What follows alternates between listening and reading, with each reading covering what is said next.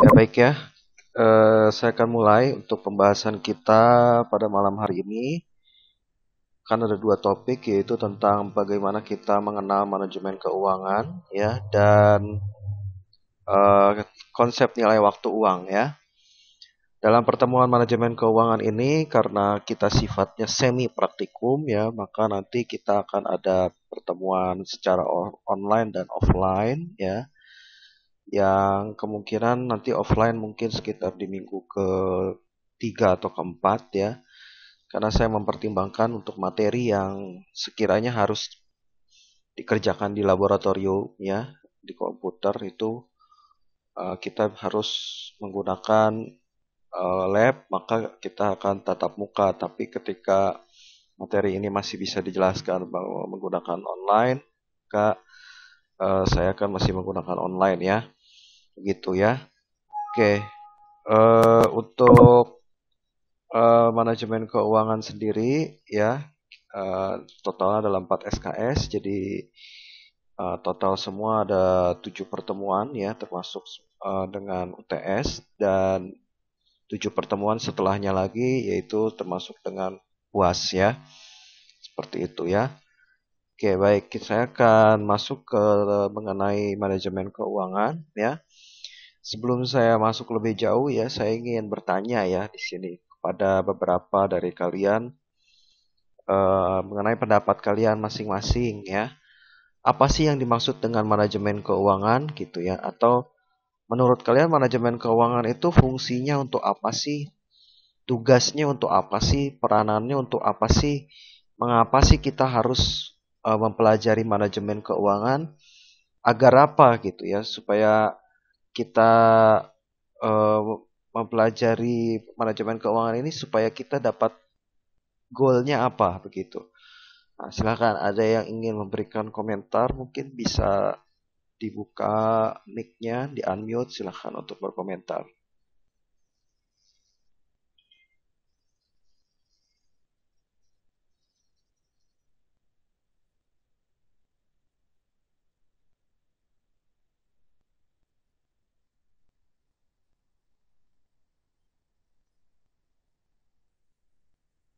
Bagaimana? Silakan. Ada yang ingin menyampaikan pendapat mengenai apa itu manajemen keuangan?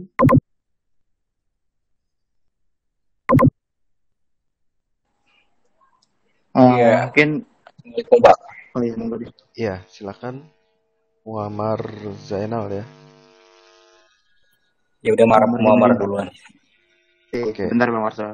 Kalau menurut saya sih dari manajemen keuangan itu sendiri untuk mengelola keuangan ya tentunya dan Hmm, juga misalnya semua aktivitas perusahaan tuh yang berkaitan dengan usaha yang ada dananya tuh jadinya tuh di manajemen keuangan ini diperlukan buat kayak mengatur biaya-biaya minimalnya dan syarat-syarat yang paling menguntungkan gitu Pak bagi bisnis tersebut. Gitu sih oke. mungkin. Iya, jadi bagaimana bisa mengatur ya atau mengelola dana yang ada di dalam perusahaan agar dapat bisa digunakan secara efektif dan efisien. Nah, seperti itu kira-kira ya. Oke, terima kasih Muhammad. Silakan ada lagi yang lain? Saya Pak. Ya, silakan Warso. Ya kalau menurut saya di manajemen keuangan kayak gitu bukan di perusahaan aja. Kalau kita kayak misalnya kita bikin usaha dan kita bisa memanage uang Mm-mm. dengan belajar keuangan kan bisa kita memanage uang dari sehari-hari kita, pengeluaran kita apa, pemasukan kita apa kan bisa dihitung gitu Pak. Itu sih Pak. Oke ya, terima kasih Warso ya. Jadi terkait dengan bagaimana pemasukan dan pengeluaran uang yang kita kelola ya. Jadi bagaimana kita bisa mengelola uang baik dari pemasukan, pengeluaran supaya bisa seimbang ya atau supaya bisa berjalan dengan baik ya, seperti itu. Silakan ada lagi mungkin yang wanita, yang ceweknya, silakan ingin memberikan pendapat. Pak, saya Pak. Ya, silakan.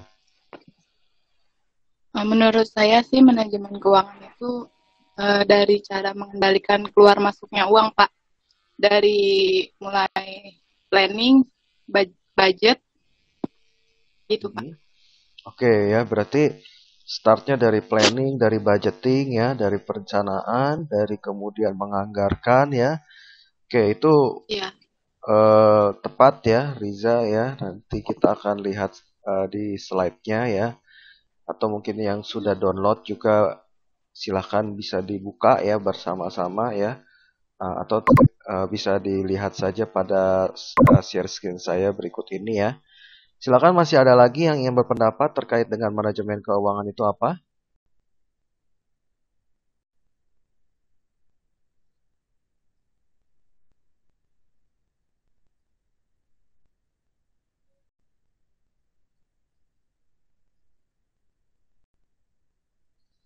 Oke ya.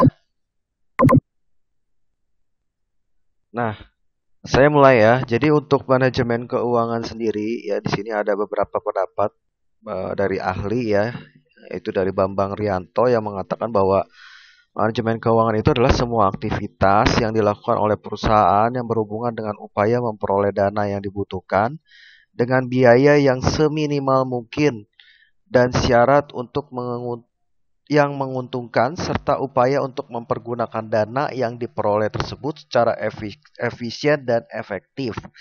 Jadi, ya, kegiatan manajemen keuangan itu tujuan utamanya adalah untuk dari mulai kita mencari dana, ya, memperoleh dana, upaya memperoleh dana, ya, dengan biaya yang seminimal mungkin sampai kepada kita mempergunakan dana tersebut secara efektif dan efisien.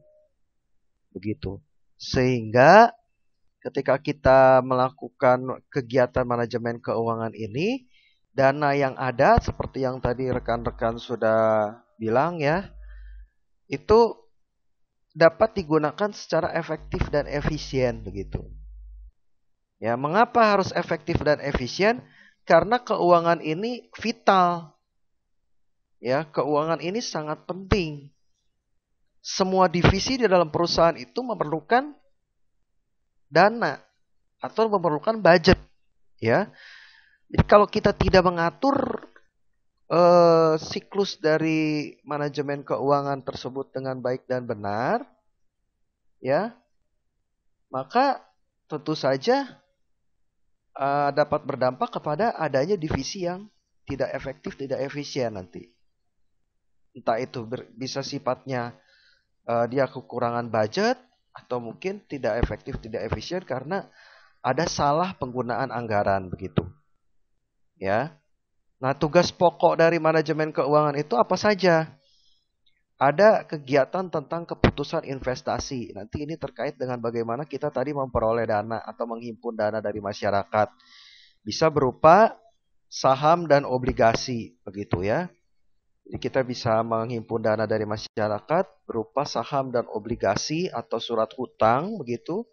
Kemudian pembiayaan kegiatan usaha dan pembagian dividen suatu perusahaan. Jadi dari mulai kita bagaimana kita mengalokasikan setiap kegiatan usaha yang ada, ya, supaya itu berjalan dengan efektif dan efisien, serta sampai kepada batasnya itu adalah nanti kita bagaimana untuk mengembalikan mengembalikan investasi dari investor yang sudah kita terima melalui saham dan obligasi, yaitu dengan melakukan pembagian dividen.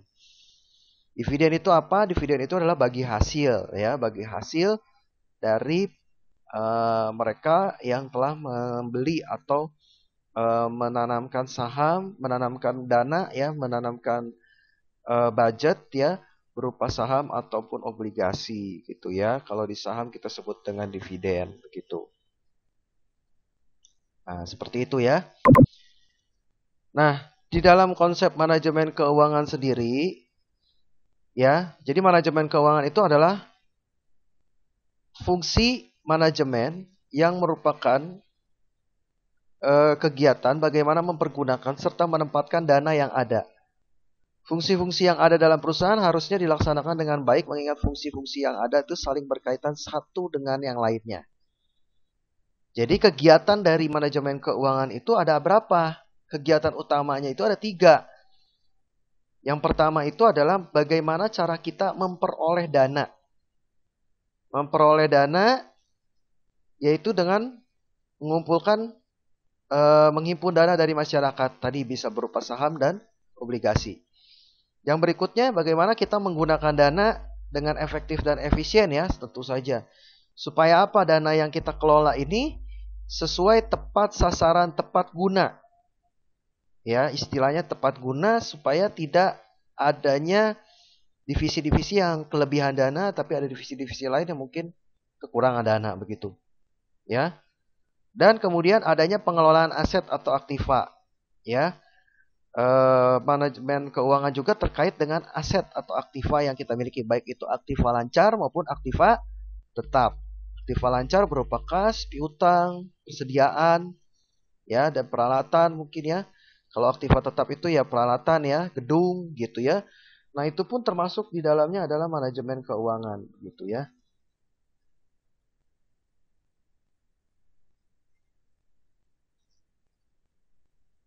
Oke ya, seperti itu. Nah, fungsi dari manajemen keuangan itu adalah yang pertama itu betul tadi dikatakan oleh Riza ya. Dimulai dari perencanaan keuangan.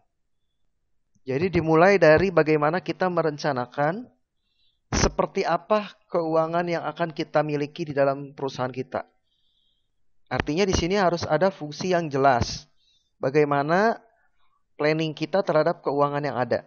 Apakah kita menggunakan keuangan yang ada itu dengan menggunakan pembagian pengalokasian divisi, ataukah sesuai dengan tingkat tingkat kepentingannya, tingkat urgensinya. Nah, itu semua bagaimana cara kita mengatur dari keuangan itu tergantung dari kita ya sebagai manajer keuangan atau bisa dibilang divisi keuangan gitu ya. Berikutnya ada penganggaran. Penganggaran ini dengan kata lain adalah pengalokasian keuangan ya. Pengalokasian keuangan atau bagaimana kita bisa menganggarkan atau mengalokasikan keuangan-keuangan yang ada tersebut supaya efektif dan efisien. Tadi sekali lagi tujuan utamanya adalah supaya tepat guna ya. Artinya tepat guna di sini adalah sesuai tepat sasaran gitu ya. Sesuai dengan keperluan dan kebutuhan, menjadi efektif dan efisien begitu ya. Pengelolaan keuangan. Pengelolaan keuangan bagaimana kita kelola dengan baik. Jadi kemudian baru juga sampai ke tahap pencarian keuangan. Biasanya ini dengan menghimpun dana dari masyarakat, bisa berupa saham ataupun obligasi gitu ya. Nah, yang bisa digunakan untuk menambah dana kita. Jadi kalau kita itu ya sebagai perusahaan, ketika kita yakin bahwa perusahaan kita itu maju begitu ya, perusahaan kita itu berkembang, maka jangan takut untuk kita itu meminjam atau menghimpun dana dari masyarakat. Kenapa? Karena dengan dana yang ada itu bisa kita kembangkan menjadi sebuah development bagi bisnis kita. Gitu ya. Nah, salah satunya mungkin kalau kita lihat contoh dari yang banyak branch bisnisnya MNC ya. MNC itu banyak branch bisnisnya ya. Ada televisi, ada pendidikan, ya, ada keuangan, investasi, begitu ya, dan sebagainya ya. Tapi mereka tetap memiliki saham di bursa efek. Kenapa? Karena dana yang dihimpun dari masyarakat itu digunakan untuk pengembangan bisnis-bisnis mereka, gitu. Ya, dan tidak usah takut, semakin baik kinerja perusahaan, semakin baik kinerja keuangan perusahaan yang terbukti dari laporan keuangan perusahaan, maka semakin percaya juga masyarakat terhadap perusahaan tersebut, gitu ya. Jadi semakin besar tingkat kepercayaan masyarakat juga kepada perusahaan tersebut. Semakin besar tingkat kepercayaan masyarakat untuk menanamkan modalnya, untuk mempercayakan investasinya di perusahaan tersebut, begitu ya. Kemudian penyimpanan keuangan, ya, ini juga adalah fungsi pokoknya, ya, pengendalian keuangan, ya. Jadi pengendalian keuangan ini bisa berupa bagaimana cara kita untuk mengendalikan secara internal, begitu, dan eksternal, ya. agar supaya bisa dikendalikan secara efektif, efisien, ya, itu dengan mengalokasikan secara tepat guna ya. Adanya audit ya, yaitu nanti kita harus bisa mempertanggungjawabkan segala sesuatu penggunaan alokasi anggaran dari keuangan kita sampai kepada pelaporan keuangan ya. Pelaporan keuangan ini beda dengan pelaporan akuntansi ya.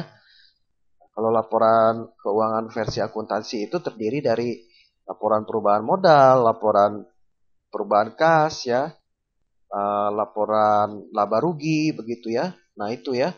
Tapi kalau ini adalah pelaporan keuangan, bagaimana kita bisa melaporkan semua fungsi yang sudah kita lakukan ini gitu ya. Peranan utamanya di dalam manajemen keuangan itu sebetulnya ada dua ya. Yang pertama, bagaimana kita memperoleh dana atau raising fund. Bagaimana kita mencari dana, menghimpun dana dari masyarakat begitu ya. Dan bagaimana kita menggunakan dana tersebut dengan alokasi of fund, allocation of fund. Ya. Jadi dana yang ada, bagaimana cara kita mendapatkannya, menghimpunnya, bisa dari internal dan eksternal. Dari eksternal tadi menggunakan surat hutang, ya, yaitu menggunakan saham maupun obligasi, begitu ya. Atau bisa dari internal. Sumber internal itu dari mana? Bisa dari kas, bisa dari piutang, bisa dari persediaan. Nah, seperti itu ya. Nah, manajer keuangan berkepentingan dengan hal ini ya. Dengan penentuan jumlah aktiva yang layak dari investasi pada berbagai aktiva dan memilih sumber-sumber dana untuk membelanjai aktiva tersebut. Jadi manajer keuangan di sini tentu saja sangat berperan penting untuk menentukan alokasi yang tepat, distribusi yang tepat dari alokasi dana tersebut supaya tepat sasaran, gitu ya. Untuk memperoleh dana, manajer keuangan bisa memperoleh dari dalam ataupun luar ya. Tadi sekali lagi, luar itu adalah dari pasar modal. Bisa berupa saham atau obligasi. Dari dalam itu bisa berupa kas, piutang, persediaan gitu ya. Nah, itu segala sesuatu yang kita miliki. Nah, makanya nanti di dalam manajemen keuangan ini sangat luas.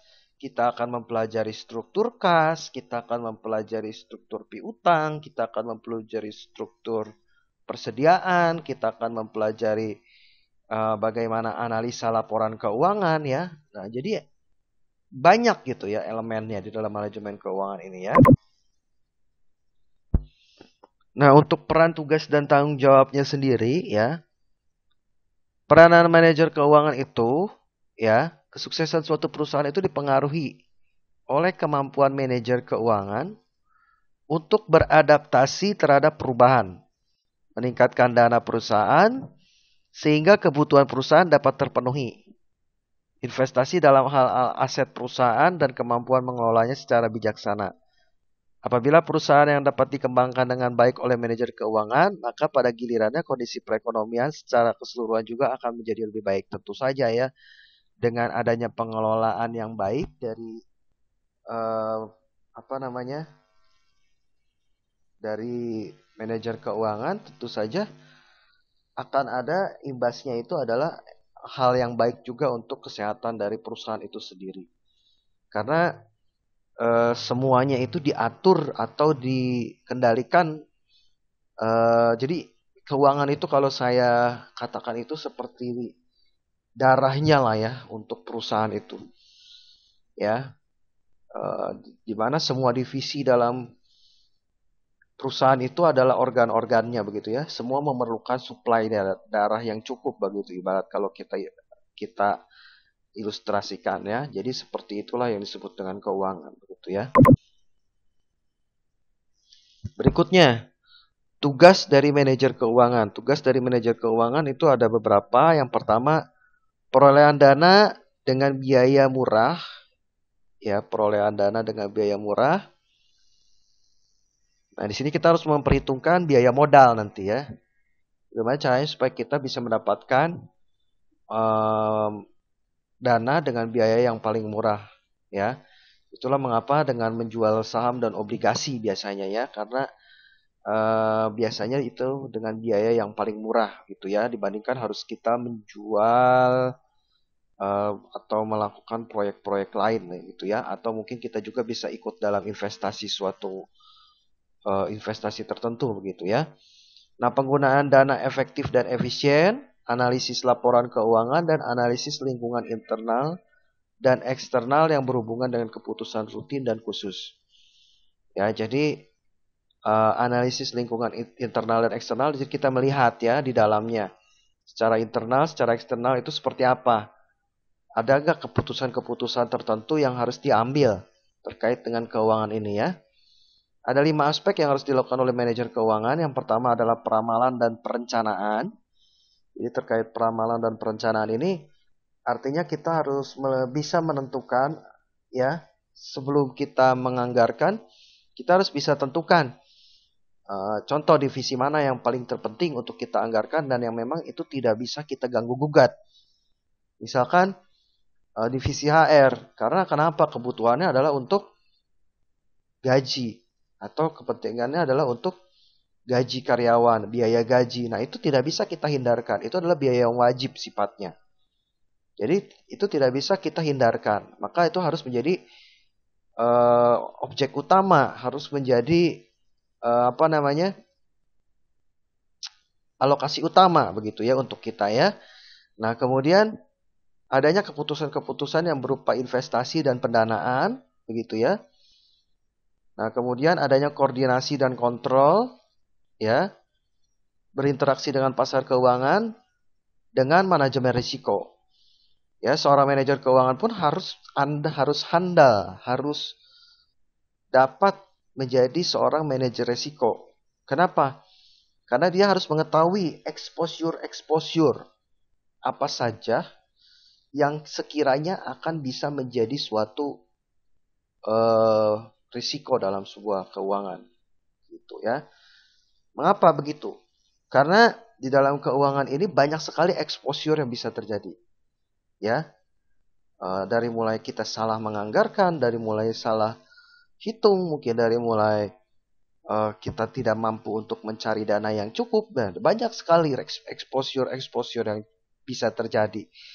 Tetapi bagaimana caranya kita bisa mengendalikan semua exposure itu dengan perencanaan dan penganggaran yang tepat begitu. Jadi dengan adanya perencanaan, maka dari tahap pencarian pun itu sudah efektif, sudah efisien begitu. Sudah berjalan dengan baik. Nah, itu yang kita harapkan untuk terjadi. Begitu ya. Nah, di dalamnya tentu saja kita harus ada koordinasi dan kontrol terhadap segala kepentingan kita ya. Untuk semua divisi yang ada dalam sebuah perusahaan. Karena kenapa? Karena kaitan kita adalah dengan semua divisi. Semua divisi itu membutuhkan dana, membutuhkan manajemen dana yang cocok, yang pas, yang harus sesuai gitu ya. Nah, pasti akan berkaitan atau berkorelasi dengan kita sebagai seorang divisi keuangan begitu ya. Nah,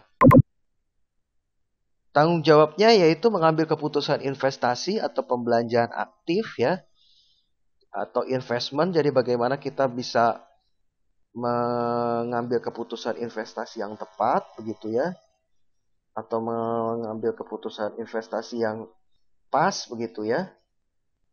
Nah,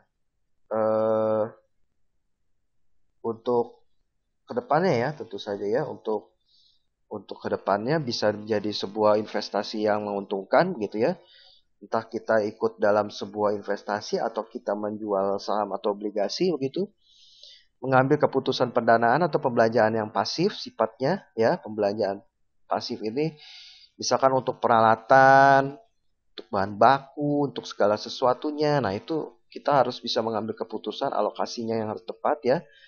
Jadi ada dana-dana yang tidak bisa kita hindarkan begitu ya. Seperti dana untuk biaya karyawan, biaya gaji, untuk biaya alokasi untuk bahan baku, itu tidak bisa kita hindarkan. Itu wajib menjadi alokasi utama.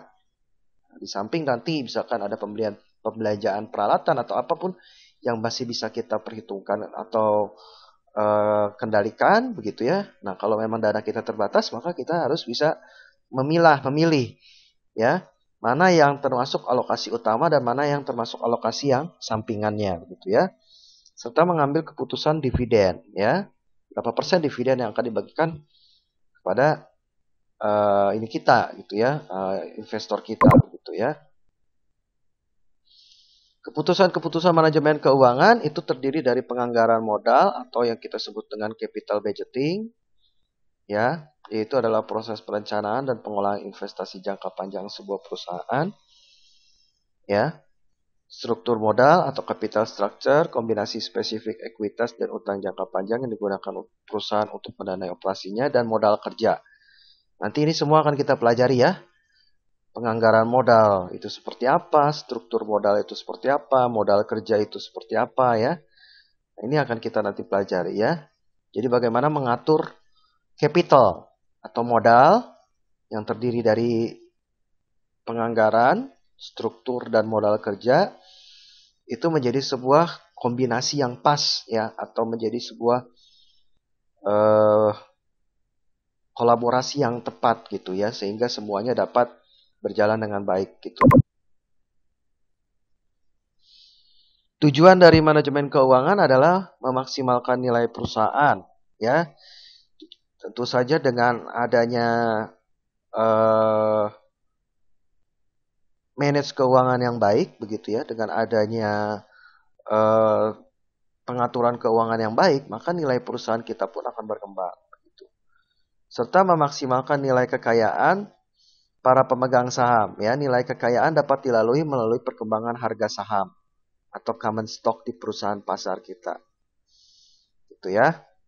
Jadi kita bisa lihat harga saham kita itu sekalipun ada fluktuasinya, sekalipun ada naik turunnya, tetap ininya naik gitu ya, grafiknya itu naik.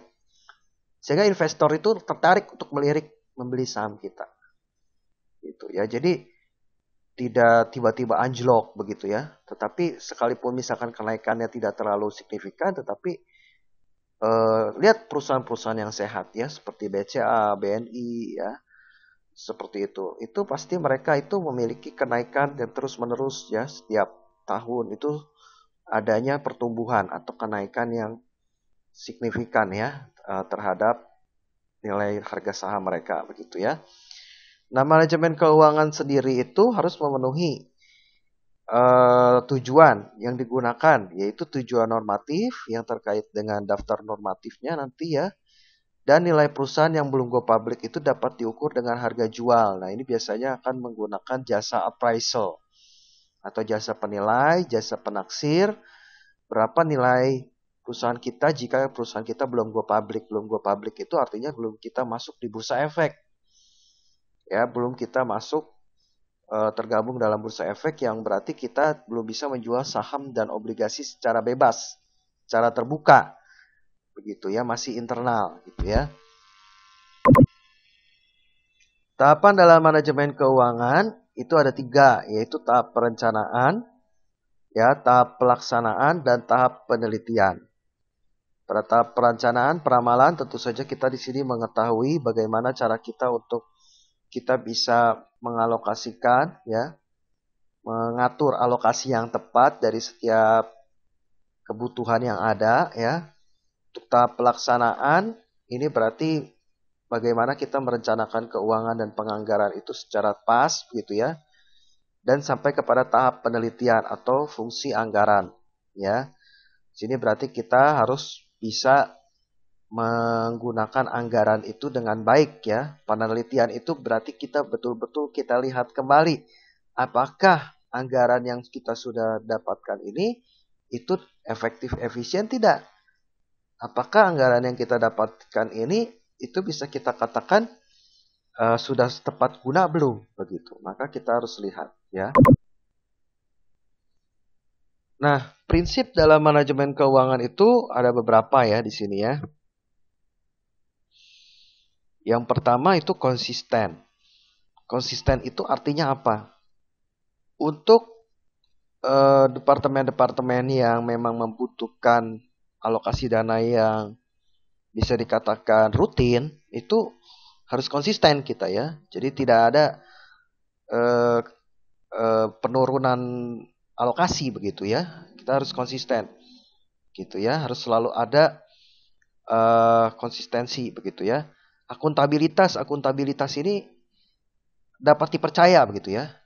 Dapat diyakinkan bahwa segala sesuatu yang terkait dalam keuangan itu dapat diatur dengan baik begitu. Selanjutnya ada transparansi. Transparansi ini adalah keterbukaan begitu ya. Transparansi ini ada yang keterbukaan. Kelangsungan hidup yaitu viability ya. Artinya ada kita memikirkan bahwa perusahaan yang yang ada ini bukan untuk 1 tahun 2 tahun, tetapi untuk long life gitu ya, untuk lifetime begitu ya, untuk selamanya kalau bisa berdiri begitu ya. Nah, kita harus memikirkan bagaimana kita mengatur keuangan supaya keuangan itu dapat menunjang viability-nya begitu ya. Kalau transparansi artinya terbuka ya, semua dapat dipertanggungjawabkan, adanya laporan keuangan yang dapat diketahui oleh direksi ataupun pihak investor ataupun pihak luar ya yang ingin menanamkan modal tentu saja melihat dari laporan keuangan terlebih dahulu ya. Adanya integritas ya. Punya integritas itu berarti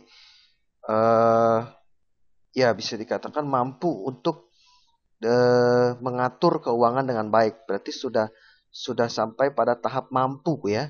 Sudah sampai pada tahap dapat mengatur begitu ya. Gitu ya, memiliki integritas. Pengelolaan dan standar akuntansi atau yang kita sebut sebagai PABU ya, prinsip akuntansi berterima umum berdasarkan PSAK yaitu berdasarkan peraturan standar akuntansi keuangan yang berlaku gitu ya. Nah, sekarang muncul pertanyaan. Apakah divisi accounting dan divisi keuangan itu sama atau berbeda? Atau fungsi accounting dengan fungsi keuangan itu sama atau berbeda? Nah, silakan. Menurut pendapat kalian, accounting dengan keuangan itu sama atau berbeda? Kalau sama apa alasannya? Kalau berbeda itu apa alasannya? Silakan. Ada pendapat mungkin?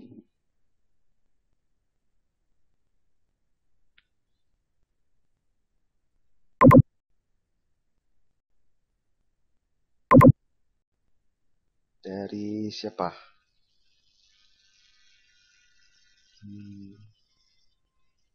Aida hadir? Aida?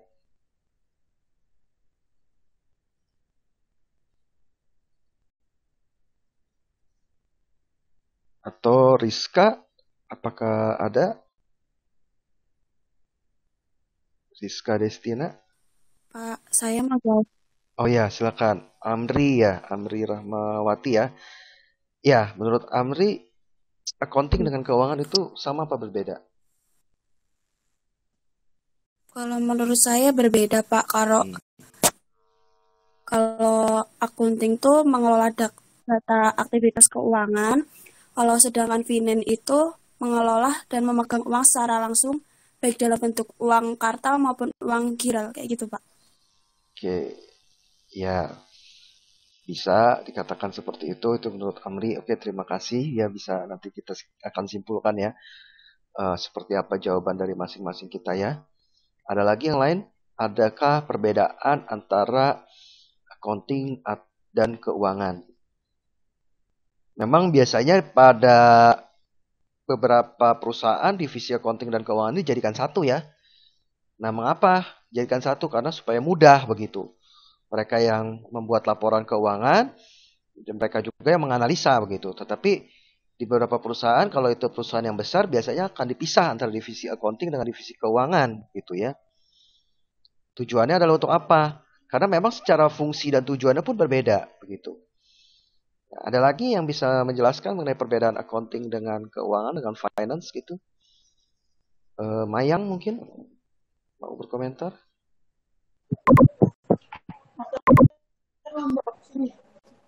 Iya Pak, mungkin kalau menurut saya sih sama kayak Andri. Kalau akuntansi itu yang saya tahu itu mengelola transaksi di perusahaan Pak. Yang kayak laporan misalkan kayak neraca atau laba rugi dari perusahaan tersebut. Cuman kalau misalkan dari manajemen keuangan mungkin saya juga kurang tahu sih Pak, belum begitu paham ya. Oke, ya. Oke, terima kasih ya Mayangnya. Nah, jadi betul ya, tadi seperti yang disampaikan oleh kalian ya, divisi accounting atau divisi akuntansi itu batasannya adalah sampai mana? Batasannya adalah sampai mereka membuat laporan keuangan. Ya, sampai mereka bisa membuat laporan laba rugi, laporan perubahan modal, neraca, dan perubahan kas. Itu ya, fungsi divisi accounting. Sampai menerbitkan laporan keuangan yang disahkan ya, disahkan oleh akuntan publik gitu ya, bisa dikatakan, atau yang sudah disahkan dan dapat diterima bahwa itu sudah diaudit ya dan dapat diterima begitu. Nah, divisi keuangan itu lebih jauh fungsinya dari divisi accounting. Ya, dari mulai kita bisa menganalisa keuangan, menganalisa laporan keuangan yang sudah ada dari divisi accounting tadi, nanti kita akan pelajari ya di sebelum UTS bagaimana kita akan menganalisa laporan keuangan, dan yang di sana nanti mungkin kita akan praktikum ya di kampus ya untuk menganalisa laporan keuangan ya. Bagaimana kita bisa menganalisa laporan keuangan supaya kita bisa mendapatkan proyeksi. Apa itu proyeksi? Gambaran, bayangan. Seperti apa sih keadaan keuangan kita? Apakah dikatakan sehat? Atau dikatakan ada kekurangan? Di mana kekurangannya? Itu semua bisa ketahuan dari laporan keuangan dengan analisa yang ada. Terus selanjutnya, manajemen keuangan juga tidak terbatas pada accounting saja. Lebih jauh dia tadi ya, dari mulai tahap mencari, merencanakan, mengalokasikan, menggunakan, sampai kepada bertanggung jawab terhadap pelaporan dari semua pengeluaran atau penerimaan keuangan yang ada. Nah, jadi kalau divisi accounting itu tahapannya dia cuma mengelola transaksi, betul tadi dikatakan. Mengelola transaksi sampai kepada terbitnya laporan keuangan. Sisanya bolanya itu diserahkan kepada divisi keuangan. Tapi biasa di beberapa perusahaan memang jadikan satu, digabungkan supaya apa? Supaya lebih lebih efektif, lebih efisien begitu ya. Jadi tidak tidak berpindah tangan begitu ya, masih di tangan yang sama gitu ya pengerjaannya gitu. Itu ya perbedaannya ya. Oke, terima kasih yang sudah berkomentar ya. Nah, kemudian kita perlu ingat juga bahwa laba ekonomi itu tidak selalu sama dengan laba akuntansi. Ya, laba ekonomi tidak selalu sama dengan laba akuntansi. Ya, ada beberapa hal yang di laba ekonomi itu merupakan keuntungan tetapi tidak di laba akuntansi. Ya. Nah, laba ekonomi sebagai jumlah kekayaan yang bisa dikonsumsikan tanpa membuat pemilik kekayaan tersebut menjadi lebih miskin atau khusus perorangan. Nah, makanya kita akan mempertimbangkan ini maksimalisasi nilai maksudnya ya. Berarti mempertimbangkan nilai waktu dari uang. Apa itu? Dana yang diterima pada tahun ini lebih tinggi daripada dana yang diterima 10 tahun yang akan datang. Ya. Nah, jadi bagaimana caranya supaya kita tidak tergerus inflasi? Bagaimana caranya supaya dana kita itu tidak habis begitu? Bagaimana caranya supaya dana kita itu tidak habis? Karena kalau kita tidak investasikan, ya tidak investasikan, maka nilai uang itu akan semakin berkurang begitu. Mungkin Anda ilustrasinya adalah membawa uang 100.000 ya, berapa tahun yang lalu dengan membawa uang 100.000 sekarang ke supermarket gitu ya, di mana Anda membawa uang 100.000 dulu itu bisa dapat lebih banyak barangnya dibandingkan sekarang begitu. Nah, dalam hal perusahaan pun sama. Kita tidak bisa bertahan dengan dana yang ada sekarang saja. Untuk itu kita harus selalu berpikir keras bagaimana caranya kita memutar otak perusahaan itu istilahnya ya, supaya dana yang ada itu dapat berkembang. Ya. Jadi aset yang ada dalam perusahaan itu menjadi aset yang bekerja keras begitu. Yang bekerja itu bukan perusahaannya saja, tapi asetnya pun bekerja begitu. Ya. Nah, itu. Ya, sebagai contoh tingkat hasil pengendalian rate of return yang diperlukan terhadap surat berharga bebas risiko, pengembalian rate of return, ya, yang diperlukan terhadap surat berharga pemerintah yang bebas risiko akan lebih rendah daripada tingkat hasil pengembalian yang diperlukan untuk investasi baru. Jadi rate of return dari surat berharga itu biasanya itu akan lebih rendah ya daripada hasil pengembalian untuk investasi baru ya dibandingkan dengan kita harus menggunakan investasi lainnya begitu ya. Nah, kita harus selalu mempertimbangkan yang disebut dengan dampak dari inflasi begitu. Dampak dari inflasi. Apa saja dampak dari inflasi itu? Bisa berupa suku bunga, bisa berupa kesulitan perencanaan, bisa berupa kebutuhan permodalan, gitu ya.